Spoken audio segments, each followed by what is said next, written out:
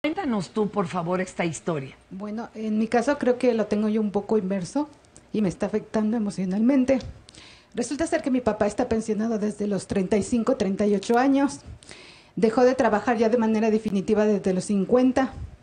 Desde entonces yo lo vengo apoyando económicamente, con ropa, con vestido y con lo que le haga falta. Porque su pensión no es suficiente. No le alcanza, o sea, le alcanza para cosas básicas, pero pues un extra de los zapatos y Claro. todo eso. ¿Y pues vive lo apoyo. contigo? No, vive él solo. Ok. Y la situación con la que yo me he encontrado es que ya en los últimos años lo he estado acompañando al médico.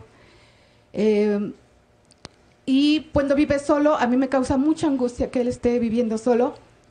Y he recibido muchas críticas por parte de los servicios médicos de por qué está solo. Es la crítica que siempre recibo. Él no está abandonado. Tiene 2 hijos. Básicamente la que carga todo soy yo. Mi hermana se desentiende mucho. Entonces, los médicos siempre me dicen, pobre de tu papá, es que porque está solo, es que deberían vivir con él. Yo he regresado a hablar con los doctores de manera particular sin mi papá para explicarles, porque nada más me descalifican a mí, yo soy la que recibo todas las críticas.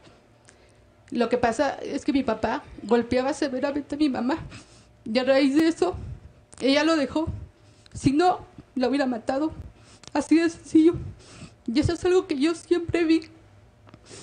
Entonces, también nos descalifican a nosotros como hijos. Entonces o sea, llegan a veces a decir por qué está abandonado. Yo siempre le he atendido, he sacrificado vida personal por irlo a ver entre semana, fines de semana. Afortunadamente tengo un buen trabajo y he podido llevarlo a pasear a muchos estados de la República. ¿Por qué? Yo quiero a mi papá, a pesar de todo. Oye, a pesar del maltrato que le dio a mi madre. ¿Él quisiera vivir contigo o la verdad es que él está a gusto así? Pues yo creo que a lo mejor está a gusto así. No, la verdad no sé. Pero es decisión de él. Uh-huh. Y me dices, no está abandonado, están al pendiente. No, estamos al pendiente. Sin embargo, ahorita yo tuve un problema con él y me dijo que no quería verme en un año, que porque yo ya lo estaba maltratando mucho. A lo que yo, a mi sentir, pienso que dice que lo maltrato mucho es porque yo a veces voy a la casa y le digo, ¿qué problema tienes? Ah, pues mira, tengo problemas con la pensión. Yo investigo, voy y le digo, tienes que hacer esto. Sin embargo, cuando regreso, hizo todo lo contrario. Entonces tengo que estar yendo a arreglar sus cosas de manera constante. Y no está grande, tiene 60 años. Ah, bueno, claro. Ahí Entonces, ya digo, encontró la forma, es una ganancia secundaria. Pero a ver, aquí que los especialistas digan, porque de entrada no tienes por qué abrumarte y acongojarte. Cada quien, además, cosecha lo que sembró, para empezar. Pero desafortunadamente, pues la sociedad, o incluso mis mismos familiares me han llegado a reclamar o recibimos comentarios de que ¿por qué no lo vemos? Porque mi papá se ha encargado de decir que nosotros no lo vemos. Entonces también eso es otra contraparte que a veces la sociedad no ve. Él incluso pero es otra forma de violentar. Ya me llegó a incluso amenazar una vez de que hay una ley que te obliga a verme como hija, y yo digo, o sea, ¿cómo? Entonces, él está ejerciendo violencia hacia ti, tal vez no a golpes como hacia tu mamá, pero es una forma que él ya aprendió de querer, entre comillas. Entonces, ¿Y qué le decimos aquí a la las personas adultas mayores? A veces no se ve todo lo que viene atrás de un contexto familiar. Claro. Bueno, a ver.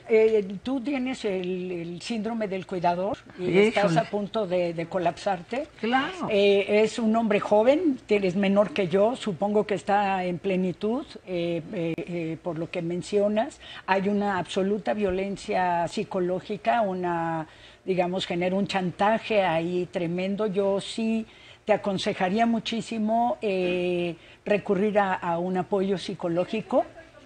Muy bien, porque él está independiente, él puede vivir solo y creo que puede, y te voy a decir algo muy importante, puede sobrevivir sin ti.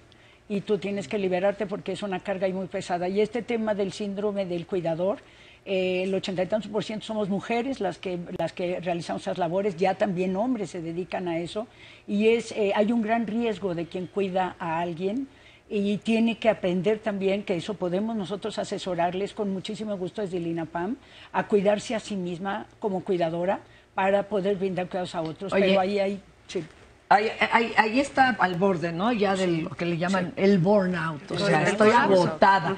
Pero a ver, otra pregunta. ¿Tu papá tiene alguna discapacidad o enfermedad terrible que no le permita valerse por sí solo? Pues, como mi mamá lo iba a abandonar, les hizo creer a los doctores que padecía esquizofrenia. Actualmente, pues, él no estaba enfermo porque le hicieron todos los estudios, incluso en hospital privado. Esto lo sé porque mi madre me lo ha contado y yo me he encargado de buscar también todos mis antecedentes familiares para tratar de entender todo este contexto. Y nunca padeció nada, es lo que me dice. De hecho, actualmente mi mamá se ha encontrado a los doctores que lo atendieron hace 20 o 30 años y nada más la ven y corren por el chantaje tan fuerte que les hizo mi papá familiarmente para hacerse pasar por enfermo. ¿Qué tal? Entonces, a ver, chantaje lo estás diciendo. Es manipulación, que también tú ahí te toca, a él le toca, bueno, resolver su vida, a ver cómo le va a hacer, pero tú Mira, cómo justo, te toca a ti liberarte ahora de esa carga que no te toca. ¿Cómo hacer cuando no tienes buena comunicación con el padre que aún vive? O pues hay veces que hay que poner un límite y alejarse porque son personas groseras y tóxicas. Cuando te están molestando o cuando te están manipulando, violentando, oye, o que te violentaron toda la vida. Y algo que menciona muy importante que para que la ayuden es esta carga que trae sobre lo que importa de la sociedad, lo que dicen los demás. Hasta la familia, el resto de la familia. De pronto, pues sí hay que silenciar esas voces y hacer lo que mejor. Pero ¿cómo le hacen? Porque no es tan fácil. No, mira, falta toda una cultura del envejecimiento, de los derechos de las personas mayores, y el caso que ella presenta, que tú presentas, es muy recurrente. Tenemos muchas quejas en la Comisión Nacional de los Derechos Humanos que nos llegan, por ejemplo, cuando los familiares llevan al paciente mayor a un tratamiento y los dejan abandonados, porque a veces ellos ni siquiera ya tienen la capacidad de cuidarlos. Aquí la importancia de reconocer, uno, que las personas son sujetos de derechos, y eso quiere decir que hay obligaciones para el Estado y para las familias. No es una concesión graciosa, no es si quiero o no quiero. Hace falta trabajar muchísimo en la cultura del trato digno en las instituciones, ya sea de salud, laborales, que eso es algo que desafortunadamente no hemos podido lograr, por más que capacitamos, de repente es una cuestión ya de valores, ¿no? de lo que tú tienes interiorizado, del valor que le otorgas a la vejez y al envejecimiento. Y además, la mayoría de las quejas que recibimos son por esto, por este tipo de trato indigno, por estas críticas que se hacen a la familia. Y otra cosa que me lleva a reflexionar tu testimonio es cómo la vejez, como decían hace un ratito, no es ese momento cuando tú cumples los 60. La vejez la construyes desde que estás joven. Nosotros en este momento estamos construyendo la vejez que queremos tener en el futuro, y para eso, durante todo el ciclo de vida, tiene que haber cumplimiento de derechos. Esta parte que tú mencionas, oye, mi papá fue muy violento en la juventud, nos lleva al tema de violencia contra las mujeres. Si no trabajamos con violencia contra las mujeres para erradicar, para prevenir, desafortunadamente estas van a ser las consecuencias. No quiere decir que desde luego una persona que haya sido violenta no tiene derechos igual al cuidado, a la atención, los tiene. El Estado no debe juzgar, el Estado siempre debe proporcionar los servicios. Oye, pero en ese caso el hijo o la hija se pueden negar, ¿no? O sea, hay un atenuante ahí brutal. Sí. O legalmente, ante que se encuentre ella podría decir basta. Sí, seguramente hay ciertas, dentro de las agencias del Ministerio Público, hay agencias de violencia intrafamiliar. No necesariamente es violencia siempre de la hija a la persona adulta mayor, sino que muchas veces es en sentido contrario. ¿Y ahí qué entraría? ¿Tendría ella que seguir apoyándole económicamente, pero no forzosamente de vista, presencial? Bueno, seguramente habrían modalidades, o sea, habrían formas de cumplir con esta obligación de los alimentos. En principio se tiene esta obligación de dar alimentos. Porque todos los hijos. Todos los hijos. Podría dar el alimento, pero no forzosamente hasta que ella esté robustecida emocionalmente y ella haya cortado ese lazo que la está maltratando. Y además, aquí hay algo bien importante que el abogado lo debe saber muy bien. También hay este principio de como solidaridad, no me acuerdo cómo se llama legalmente. Si yo fui violentada por mi padre o mi madre, también me puede eximir de esa responsabilidad, ¿no? Sufrí un maltrato durante toda la vida y no estoy obligado, ¿no? Porque es un principio como de reciprocidad, creo, que se llama. Imagínate, digo, no es nada extraño, hay mujeres que han sido violadas por sus propios padres.